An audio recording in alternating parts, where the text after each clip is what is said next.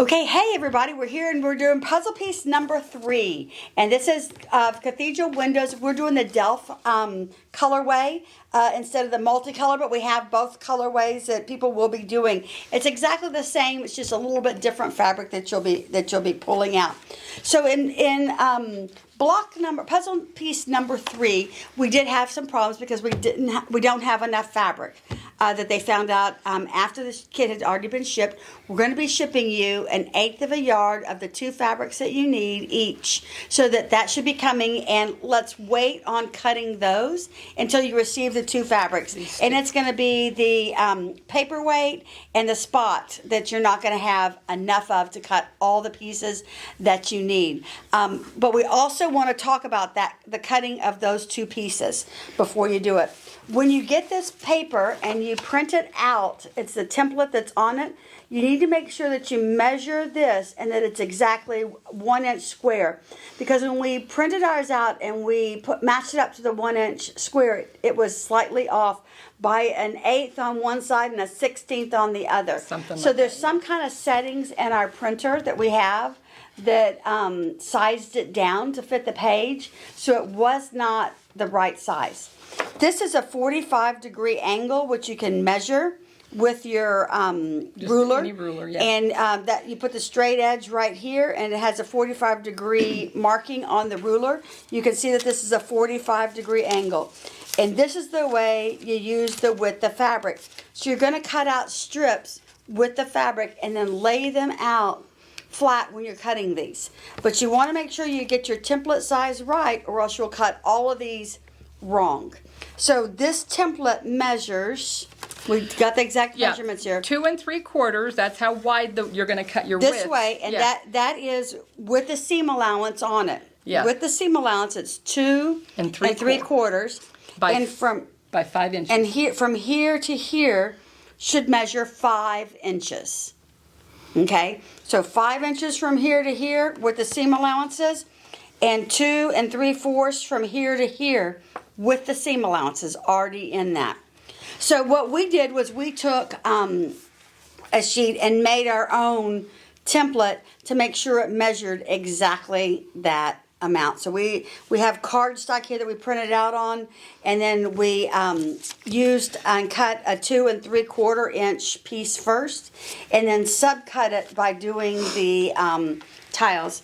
Now when you do this, you're going to make one that is one angle and the other that's the other angle, because every time you cut, you're going to cut one this way, then you're going to flip it and cut it the other way across your strip. So this is the way it's going to look when you're cutting down your strip. You need half of them going this way and half of them going that way. Don't take this and go all the way down the strip. You want to have one going this way, and then cut the next one going that way. Then the next one butts up to this, and like this, and like this, and like this, all the way down the strip of fabric. When we get the additional fabric with block 4, we will probably be able to go back over this again and actually cut our strips. But if you go ahead and start working on this, please make sure that you use the right size template, or else it will not work for you in the end, and you'll be looking for blue spot and paperweight, more fabric. But we have more fabric coming for you. So another way, we put this on cardstock, but you can also do it on freezer paper. Freezer paper is wonderful. And it's wonderful because you can slightly tack that down to the fabric, and then it doesn't move. So this one's going to... And you can use that over and over and over, which is wonderful. It is. And so we have 2 methods. You can use a cardstock method. You could also cut this out of plastic Templar if you had it. Cardstock or freezer paper. My favorite thing to use personally is freezer paper, because I just tap it with the iron, it's on there, and I know it's in place, and it's not going to move. Even if I move the fabric, it's not going to move out of place. And it's a good idea. They tell you when you make your templates, transfer all the language that's on the pattern template that they give you, because it tells you, it gives you the size, and it tells you to cut 64, and then it says cut 64 in reverse. So on my reverse ones, I actually circled the one. I need 64 of that, and I need 64 of the non-reversed one. So it tells you, also they always have that key down there for width of fabric. Width of fabric, yeah. Right, so that you've got it on the straighter grain.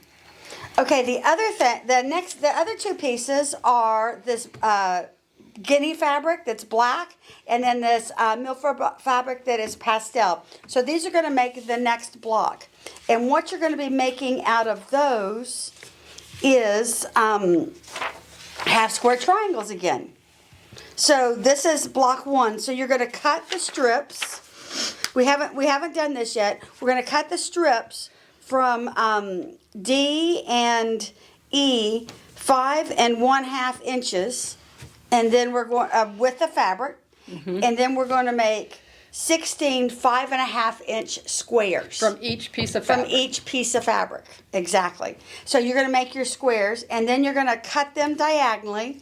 And you mark them. This is okay. This is you got to mark a center diagonal line, and then you're going to sew 1/4 of an inch on either side. And some people like to do like me. I do the extra step, and I get my center line, and then I draw my stitching line right next, which is and I go like not a full 1/4 of an inch. I always go scant 1/4 of an inch. So I'll mark that, and you mark it on both sides, and then once you've got those sewn, I always press it before I do any cutting. You'll cut right on that straight center line that you originally put on there. Right, but you press it to set the seams. Right, that and too. then once you open it up, if you've sewn a scant 1/4, you may be able to square it up just a little bit to make it the exact perfect size. And I think it says it's a 5-inch square when it's all done. You trim it to a 5-inch square. Yes, you do. At the end. So that's so it'll end up to be a 5-inch square. We have a tutorial on how to make these half square triangles in this method on our YouTube.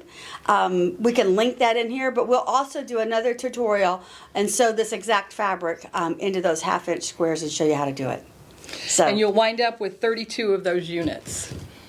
Okay, so you can get started on making these units because you have all the fabric that you should need, but I think that you ought to hold off on making these, the other unit, until you get your additional fabric and make sure that you make your template exactly correct. That's really important. That's the hard part of this step. That's probably the most advanced thing about this step is to make sure, and it's just squared right down here once you copy it, that you measure, and it has to equal 1 inch on all sides. So I like to use a square ruler like this and put down on top of it to see and put it inside that square, because once you put the lines on it, you will be able to see how far off it is around on each side. So you'll need to keep scaling it up by 1 every time you print it out until you get it exact. Yep. If that's what you choose to do, or you can make your own templates like we did. We decided to make our templates to make sure that they were accurate. And then make sure you pin your stuff together. You want to keep it organized and make sure you mark each unit that you're doing. Yep. So that when we get to the end, we can start putting it together, because we have no idea what this is going to look like yet either, do we? Nope. But it sure is going to be pretty. We love this blue colorway that we're working on. Yep. All right, guys. Happy sewing.